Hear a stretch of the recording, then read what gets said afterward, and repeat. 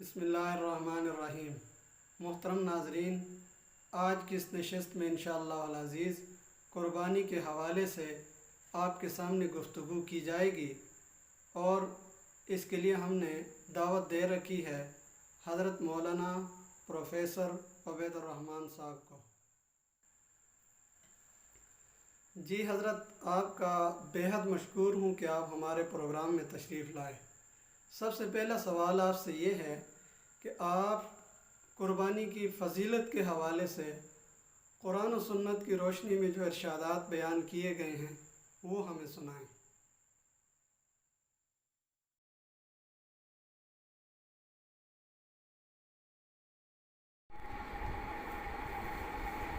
بسم اللہ الرحمن الرحیم۔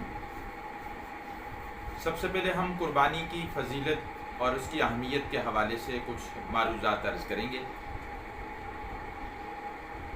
قربانی کی اہمیت اور فضیلت، قرآن مجید کے اندر بے شمار ایسی آیات ہیں جس سے قربانی کا وجوب اور قربانی کی اہمیت ثابت ہو رہی ہے۔ اللہ تعالیٰ قرآن مجید میں ارشاد فرماتے ہیں، بسم اللہ الرحمن الرحیم، لن ینال اللہ لحومها ولا دماؤها ولکن ینالہ التقوی منکم۔ اللہ تعالیٰ کو تمہارا خون اور تمہارا گوشت نہیں پہنچتا، بلکہ اللہ تعالیٰ کو تمہارا دلوں کا تقوی پہنچتا ہے۔ ایک دوسرے موقع پہ اللہ پاک ارشاد فرماتے ہیں، قل ان صلاتی ونسکی ومحیای ومماتی للہ رب العالمین۔ اے نبی صلی اللہ علیہ وسلم، آپ کہہ دیجئے میری نماز، میری قربانی اور میری زندگی اور میری موت یہ رب العالمین کے لیے۔ پھر ایک دوسرے موقع پہ اللہ پاک ارشاد فرماتے ہیں، فصلی لربک وانحر، آپ نماز پڑھیے اور آپ قربانی کیجیے۔ اور ایک دوسرے موقع پہ اللہ پاک ارشاد فرماتے ہیں، وَلِكُلِّ أُمَّةٍ جَعَلْنَا مَنْسَكًا لِيَذْكُرُوا اسْمَ اللَّهِ عَلَىٰ مَا رَزَقَهُم مِّن بَهِيمَةِ الْأَنْعَامِ۔ اللہ تعالیٰ نے ہر قوم کے لیے ایک قربانی کا ایک طریقہ کار جو ہے اس کو جاری اور ساری فرمایا۔ قربانی کی اہمیت اور فضیلت احادیث مبارکہ سے بھی ہمیں ملتی ہے۔ حضرت عائشہ رضی اللہ تعالیٰ عنہ سے روایت ہے کہ آپ صلی اللہ علیہ وسلم نے فرمایا کہ قربانی کے دنوں کے اندر قربانی کا خون بہانا یہ سب سے افضل عمل ہے۔ چنانچہ قربانی کے بال، اس کے کھر اور اس کے سینگ سمیت جو ہے یہ جانور اللہ تعالیٰ کے حضور حاضری دیتا ہے، اور قربانی کے خون کا پہلا قطرہ زمین پر گرنے سے ہی وہ اللہ تعالیٰ کے ہاں مقبول ہوتا ہے۔ حضرت زید بن ارقم رضی اللہ تعالیٰ عنہ سے روایت ہے کہ آپ صلی اللہ علیہ وسلم سے پوچھا گیا، یا رسول اللہ صلی اللہ علیہ وسلم قربانی کیا ہے؟ تو آپ علیہ السلام نے ارشاد فرمایا، قربانی تمہارے والد حضرت ابراہیم علیہ السلام کی سنت ہے۔ پھر صحابہ کرام رضوان اللہ تعالیٰ علیہ مجمعین نے فرمایا، یا رسول اللہ صلی اللہ علیہ وسلم، اس میں ہمارے لیے کیا اجر اور ثواب ہے؟ تو آپ صلی اللہ علیہ وسلم نے فرمایا، ہر قربانی کے ہر بال کے بدلے تمہیں ایک نیکی ملے گی۔ پھر صحابہ نے استفسار فرمایا، یا رسول اللہ صلی اللہ علیہ وسلم، اگر وہ جانور ایسا ہو کہ جس کے جسم پر اون ہو؟ تو آپ صلی اللہ علیہ وسلم نے فرمایا، اون کے ہر ریشے کے بدلے بھی اس کو ایک نیکی ملے گی۔ حضرت فاطمہ رضی اللہ تعالیٰ عنہ خاتون جنت سے آپ صلی اللہ علیہ وسلم نے فرمایا، اے فاطمہ، جب قربانی ذبح ہوا کرے تو تم اس وقت حاضر رہا کرو، کیونکہ قربانی کے جسم سے خون کا پہلا قطرہ جب زمین پر گرتا ہے تو اللہ تعالیٰ قربانی کرنے والے کے سارے گناہوں کو معاف فرما دیتے ہیں۔ پھر آپ صلی اللہ علیہ وسلم نے فرمایا کہ جو آدمی قربانی کی وسعت رکھتا ہو اور وہ پھر بھی قربانی نہ کرے تو وہ ہماری قربان گاہ میں نہ آئے۔ پھر آپ صلی اللہ علیہ وسلم نے جتنا عرصہ بھی قربانیاں کی، آپ صلی اللہ علیہ وسلم 2 مینڈوں کی قربانی کیا کرتے تھے، ایک آپ صلی اللہ علیہ وسلم اپنی طرف سے اور ایک آپ صلی اللہ علیہ وسلم اپنی امت کے ان نادار لوگوں کی طرف سے جو قربانی نہیں کر سکتے تھے۔ ماشاءاللہ، بہت زبردست، اللہ آپ کو اجر عظیم عطا فرمائے۔ حضرت، دوسرا سوال یہ ہے کہ قربانی کی تاریخ کے حوالے سے ہمیں ہماری ذرا رہنمائی فرمائیے کہ قربانی کب مشروع ہوئی؟ قربانی کی تاریخ یہ حضرت آدم علیہ السلام کے زمانے سے چلی آ رہی ہے۔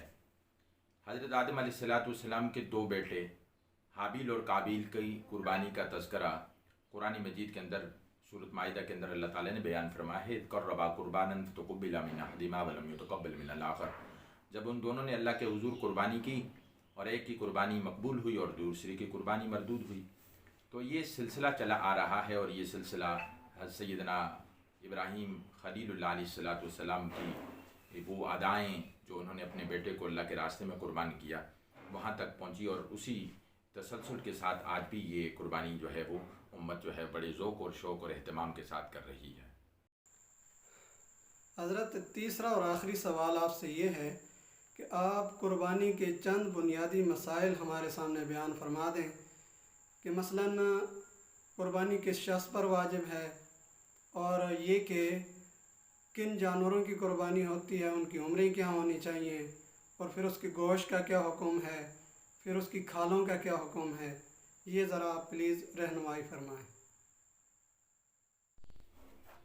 मोहतरम हाज़रीन, अब कुर्बानी के हवाले से कुछ अहम मारूज़ात हैं जिनका जानना हर कुर्बानी करने वाले के लिए ज़रूरी है। सबसे पहले आप ये जान लें कि कुर्बानी किस आदमी पर वाजिब है, किस आदमी पर कुर्बानी ज़रूरी है।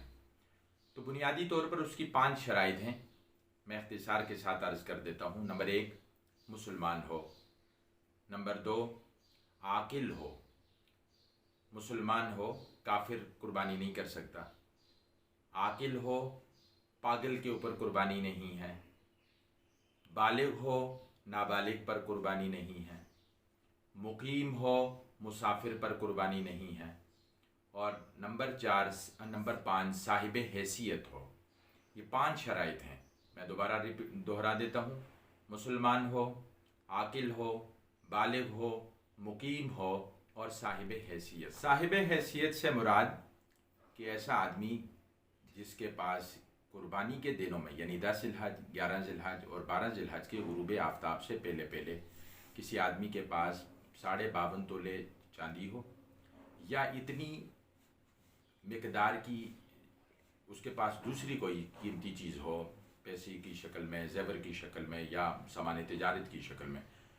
ठीक है, उसके लिए साल का गुजरना ज़रूरी नहीं है। ज़कात के लिए साल का गुजरना ज़रूरी है, लेकिन कुर्बानी के लिए साल का गुजरना ज़रूरी नहीं है। ऐसे आदमी पर कुर्बानी वाजिब है। कि कुर्बानी का वक़्त क्या है, किस वक़्त के अंदर कुर्बानी की जा सकती है। तो नमाज ईद के बाद 10 ज़िलहज, 11 ज़िलहज और 12 ज़िलहज गुरूब से पहले पहले ये 3 दिन कुर्बानी के हैं। इन 3 दिनों के अंदर कुर्बानी की जा सकती है। अलबत्ता पहले दिन कुर्बानी करना ये ज़्यादा अफजल है, दूसरे दिन उससे कम अफजल है और तीसरे दिन उससे कम। दिन में भी कुर्बानी हो सकती है, रात में भी हो सकती है, लेकिन बाज़ हजरात ने रात के अंदर कुर्बानी करने को मकरूह कहा है, क्योंकि ज़बह के अंदर कोताही का इम्कान है। इस वजह से दिन को ही कुर्बानी करना अफजल है और दिन ही को ही कुर्बानी करनी चाहिए।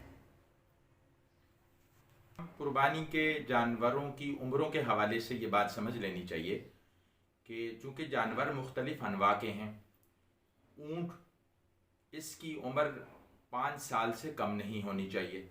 एक दिन भी अगर कम होगी तो कुर्बानी नहीं होगी। इसी तरह भैंस, बैल, गाय वगैरह इस नौ के जो जानवर हैं, इनकी उम्र 2 साल पूरी होगी तो इसकी कुर्बानी ठीक होगी, वरना उसकी कुर्बानी दुरुस्त नहीं होगी। जो छोटे जानवर हैं उनमें बकरी और बकरा वगैरह, इन जानवरों की उम्र पूरा 1 साल होना ये ज़रूरी है। 1 साल से एक दिन भी अगर कम होगी तो उसकी कुर्बानी दुरुस्त नहीं होगी। अलबत्ता 1 साल के जानवरों में से भेड़ और दुम्बा, इसका मसला थोड़ा सा मुख्तलिफ है। अगर ऐसा जानवर जो फरबा हो, मोटा हो, खूब ताज़ा हो, तकड़ा हो, और वो अगर साल के जानवरों में अगर उनको छोड़ा जाए तो वो 6 माह की मुद्दत का जानवर भी वो साल का लगे, तो ऐसे भेड़ और ऐसे दुम्बे की कुर्बानी दुरुस्त है। और अगर उससे कम है तो उसकी कुर्बानी अगर कमज़ोर है तो 1 साल उसके लिए भी ज़रूरी है। कुर्बानी के गोश्त के हवाले से ये मसला समझ लें कि कुर्बानी ज़बह करने के बाद जब उसका गोश्त तैयार हो जाए तो उस गोश्त के 3 हिस्से किए जाएं। ये मुस्तहब है, बेहतर है, अच्छा तरीका है। एक हिस्सा अपने लिए, एक हिस्सा अपने अकराबा और अजीज़ व अकारिब दोस्त अहबाब के लिए, और तीसरा हिस्सा फ़ुक़रा के लिए। लेकिन अगर कोई आदमी कसीरुल अयाल है और वो ख़ुद जो है वो साहिब फ़क़र है, تو ایسا آدمی قربانی کے سارے گوشت کو بھی خود استعمال کر سکتا ہے، لیکن یہ قربانی کی روح کے خلاف ہے۔ ناظرین، آخر میں آپ سے درخواست ہے، اور یہ درخواست بارہا پہلے بھی کی جا چکی ہے، کہ آپ ویڈیو کو پورا دیکھا کریں، بہت محنت سے بنائی جاتی ہے۔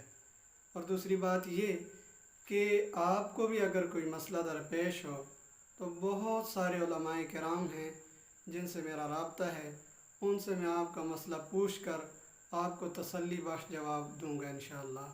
اللہ رب العزت سے دعا ہے کہ اللہ تعالی ہمیں عمل کی توفیق